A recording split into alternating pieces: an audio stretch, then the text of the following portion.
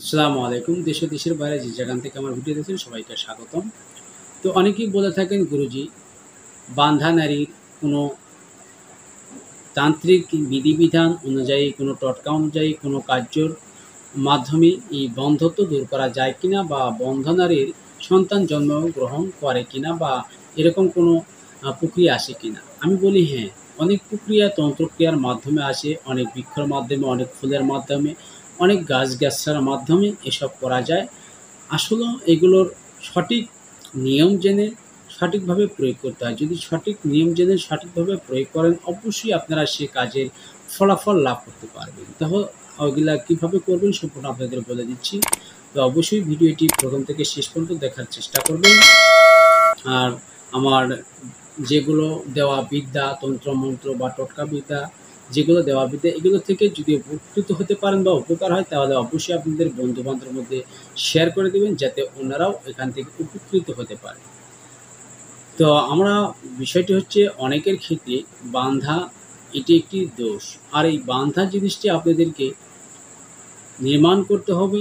শুধু মেয়েরাই বান্দা হয় না, ছেলেরাও কিন্তু বন্ধ্যত্ব হয়। তো সেখানে যদি মেয়ের দোষ থেকে থাকে বা নারীর কোনো দোষ থেকে থাকে, বন্ধ্যত্ব থেকে থাকে, সেক্ষেত্রে আপনারা ছোট্ট একটি টোটকার মাধ্যমে সেই বন্ধ্যত্ব দূর করতে পারবেন। আর যদি পুরুষের ক্ষেত্রে বন্ধ্যত্ব হয়ে যায়, যদি তার শুক্রাণু সমস্যা থাকে বা তার বীর্যের যে জীবাণুগুলো যদি মৃত থাকে, সেগুলো ওষুধপত্রের মাধ্যমে সেগুলো ঠিক করতে হবে।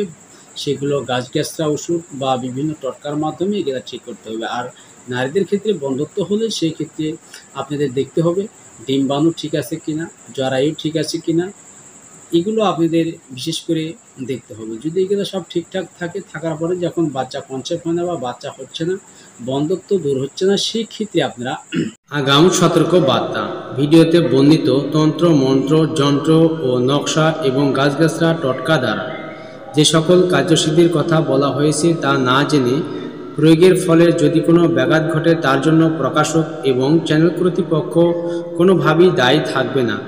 তাই সিদ্ধিগুরুর অনুমতি নিয়ে বুঝে শুনে নিজ দায়িত্বে কাজগুলো করবেন। অন্যায় কাজে ব্যবহার করা সম্পূর্ণ নিষিদ্ধ। পূর্ব ফাল্গুনী নক্ষত্রে আম গাছের মূল শিকড় তুলে আনবেন।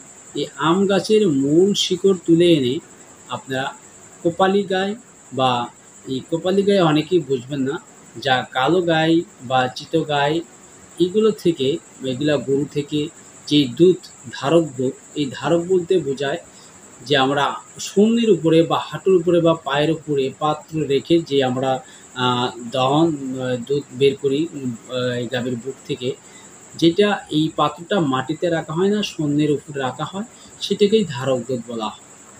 তো এই ধারক দুধের বিশেষ একটি শক্তি এবং গুণ আছে।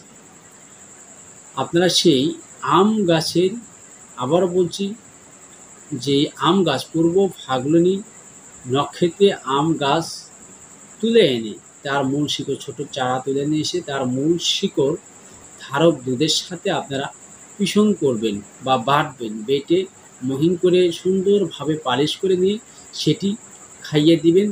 প্রতিদিন সকালে গোসলের পরে ভেজা চলে আপনারা খাইবেন। মাত্র 7 দিন এই নিয়মে, একই নিয়মে 7 দিন সেবন করবেন। ইনশাআল্লাহ আপনার ওই মাসেই আপনার পেটে সন্তান আসবে বা বাচ্চা কনসেপ্ট করবে। তো এগুলো বহু পরীক্ষিত। অনেকে কি এগুলো ট্রিটমেন্ট দিয়ে থাকি। অবশ্যই আপনাদের কিন্তু এগুলো ট্রিটমেন্ট দিতে হলে বা এই প্রয়োগগুলো করতে হলে অবশ্যই আপনাদের জানতে হবে তার ডিম্বাণু বা জরায়ু ঠিক আছে কিনা, এবং পুরুষের শুক্রাণু বা জীবাণু ঠিক আছে কিনা। যদি থাকে, সেই ক্ষেত্রে আপনারা এই টোটকাগুলো করবেন। আর যদি দেখেন যে পুরুষের শুক্রাণু বা শুক্রাণু বা জীবাণুগুলো ঠিক নেই, মৃত, তাহলে আপনি নারীকে যত চিকিৎসাই দেন হবে না। কারণ ফলিত মরা, অর্থাৎ ওই যেমন ধরেন গাছের মূল আসে, যেটাকে ফুল বলা হয়, যদি ফুল মরা থাকে তাহলে তো সেখানে ফুল ফুটবেও না, আর ফুল না ফুটে তো সেখানে ফলও আসবে না। তো ঠিক তেমনি পুরুষের যদি বীজের সমস্যা থেকে থাকে, সেক্ষেত্রে কিন্তু হবে না। তো এগুলো দিক দিয়ে আপনারা ভালো করে দেখে শুনে অবশ্যই ট্রিটমেন্ট দিবেন। আশা করি আমার কথাগুলো বুঝতে পারছেন। যদি বুঝতে অসুবিধা হয়ে থাকে স্ক্রিনে দেওয়া এই হোয়াটসঅ্যাপ নাম্বারে ফোন করে যোগাযোগ করে নেবেন এবং কমেন্ট বক্সে কমেন্ট করে আপনাদের মূল্যবান মতামত জানিয়ে দিবেন। আর একটি জিনিস হচ্ছে যে আমি আপনাদেরকে কিছু আধ্যাত্মিক কিছু কাজ যা সরাসরি লাইভের মাধ্যমে আমি হাতে ধরে শিখিয়ে দেওয়ার চেষ্টা করব, সেগুলো আপনারা শেখার চেষ্টা করবেন। আর এই জন্য অবশ্যই আমার চ্যানেলটি ফলো দিয়ে রাখবেন বা সাবস্ক্রাইব করে রাখবেন, যাতে আমি কখনো কোনো সময় লাইভে যাওয়া মাত্র আপনি আমার সাথে সংযোগ নিতে পারেন। তো সেখান থেকে সরাসরি লাইভের মাধ্যমে অনেক কিছু শিখতে পারেন। তো আশা করি আমার কথাগুলো বুঝতে পারছেন। তো সবাই ভালো থাকবেন, সুস্থ থাকবেন। আল্লাহ হাফেজ।